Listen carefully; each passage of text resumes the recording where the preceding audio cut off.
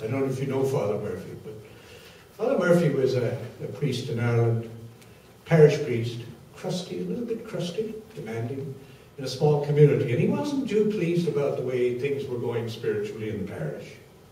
So one Sunday, Father Murphy decides to get up and say something about it. So he gets up in the pulpit the days when they had the big pulpits. And he stands up there and he says, "All right, all you who want to go to heaven, stand up." And the whole congregation stands up.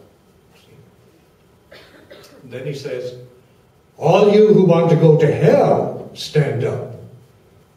And the whole congregation sits down. All except for Paddy at the back. So Father Murphy sees Paddy at the back, and he says, "Paddy Daly, do you mean to tell me you want to go to hell?" "Ah, no, Father," says Paddy. "I just didn't want to see you standing up there all by yourself." So here am I standing up over here by myself. So the motto of the Institute is good science in plain language. And the science has to be peer-reviewed. It has to be, without exception, peer-reviewed wherever it's been. And that means that it has to be examined and tested by experts. That does not mean making it simple or dumbing it down. That means we translate from the language of science into the language in which we ordinarily speak. We translate. That's what we do at the Institute. And then you will decide what is best to do, because you're capable of that. You take decisions about risk all the time. You go into you enter in and you get a mortgage for your house. Mortgage, the first phrase of mortgage is the word for death in French, right? You to go on the highway, you know how to do these things. So that's what I want to say. That's our philosophy at the Radiation Safety Institute. We do not tell people what to think or what to do, but we stand behind it and we're independent. We do not take sides on nuclear energy. That's an issue which has lots of sides, and there are enough people on both sides of that issue. So I just wanted to give you that sense. Now when we come to radiation safety and it's a very specific conference here, and you're talking about the HARP Act and CT and all of that, and I appreciate that effort. It's a very important discussion you're doing.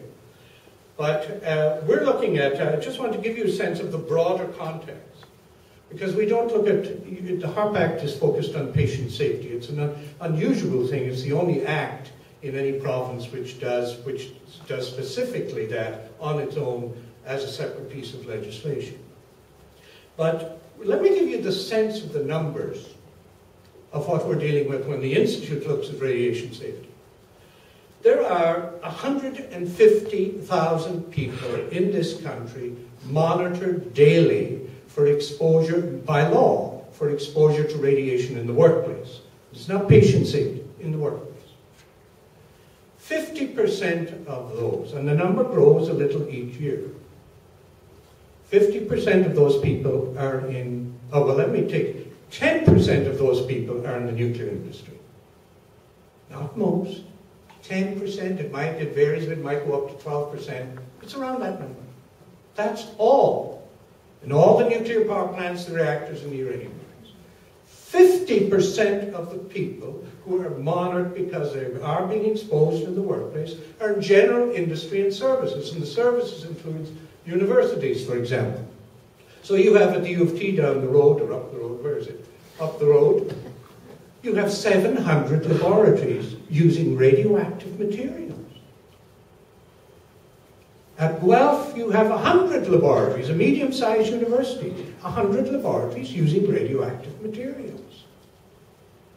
That's not X-ray, that's radioactive materials. What? They're the tools of the trade of research.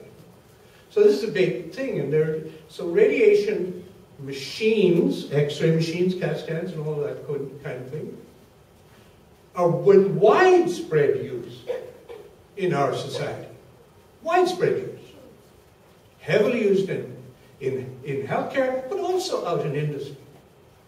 And radioactive materials are also in widespread use in in areas you wouldn't even think about.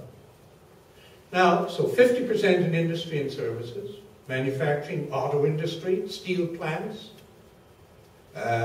jewelry manufacturing. It goes on. I have lists and lists you go on of these things. That's just to give you the broad context. So 50% industry and services, only 10% in nuclear, and 40% in your sector, which is healthcare. 40%. These are people who are occupationally exposed to radiation in healthcare.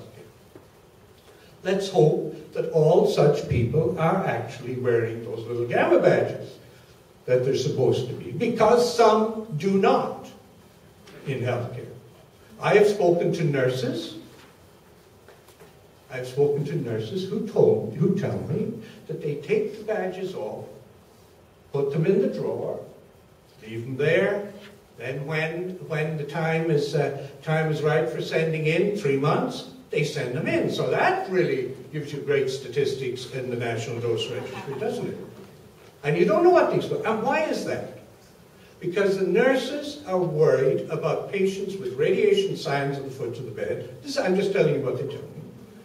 And they have nuclear medicine, or they have diagnostic stuff. And they have all these big signs, but the nurses are looking after the patients, and nobody's looking after the nurses. Nobody's educating the nurses. So the nurses take their badges off because they don't understand, because they're afraid that they are being exposed, and they know there's an annual limit to exposure, and they know there's a lifetime limit to exposure, and they're afraid that if they could reach those limits and not knowing, and they could lose their jobs. That's their fear. That's a practical thing. And that's a shame in the healthcare sector. Those nurses should be educated to understand what they're dealing with. It's not rocket science here. It can be done. Right? And then we have also the situation where governments will say, I have something to deal, we need a medical man on a commission to deal with radioactive waste. I'm talking from a concrete example. So they choose the chief of radiology of a major teaching hospital. And they pop him on the commission, and the poor man doesn't realize what on earth he's got himself into, or they've got into. And then he says to me, at a public hearing, where he's dealing with this, we're having a little coffee. I'm not on the commission, I'm just attending to see what's going on. He pulls me aside and he said, I shouldn't be here for it. I don't know anything about radiation. I'm a radiologist. Now, who would have thought it? But it's true, and this is his explanation. My expertise is not in radiation. It's in interpreting the images that the radiation produces, the machines produce. Now that makes sense. So who's looking after radiation in the health sector? Well, there are several jurisdictions. In Ontario, if you're in the healthcare and hospitals, big users of radioactive materials, and there's no objection against it. This is not scary stuff unless it's not dealt with properly.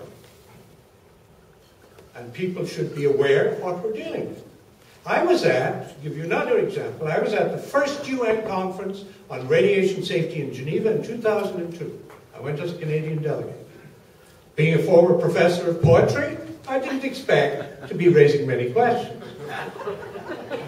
But as it turned out, I intervened in that one-week conference at least 6 times. It's all recorded in the proceedings, with common sense questions. When we got to the day for the healthcare sector, a big fight broke out between the doctors from 138 countries. And the doctors, the younger generation of doctors, were really worried about the exposure of medical staff in operating rooms. And they were demanding real-time radiation monitors in operating rooms. Why? Because, and it got into a fight between that generation, the younger generation, and the older generation. And I think now I'm no expert in this, I'm not an expert at all, so I'm not well informed in this. But I think it may have been fluoroscopy they were using for after heart surgery, that kind of thing. And so the doctors were saying that the complaint was that the people often using this equipment, first they were not trained, they were able, and it's become more and more widely used, I gather. So all sorts of surgeons are using this. They don't know exactly what they're doing. What they're trying to do is get a good image. And so the longer they expose the part of the anatomy they're looking at, the better, supposedly, image they will get. What was happening was, not only were they irradiating the patient, which was the thing they had to do, the question of how much they should be is another question, but they're also bouncing X-rays all around the X-ray, all around the operating room, bouncing off the walls and floors, and they're irradiating everybody else in the operating room. And they're not prepared for it. Right? And they don't know what kind of radiation exposure they're getting. Now we have, and we use in our radiation safety officer courses, images where mistakes have been made, where patients have had burns in their backs and come back had to have plastic surgery as a result of overexposure. We have photographs of that. I've talked to people in a major medical center in a city, not this one, of course, but in a major medical center in Canada, where this happened to patients and it was described in detail. Right? So so what I guess what I want to make the first point is about radiation safety culture, a habit of mind. You must you must be aware, you must know about radiation safety and the principles of radiation safety. They're fundamental, and yes, I'm running way over time. I knew this.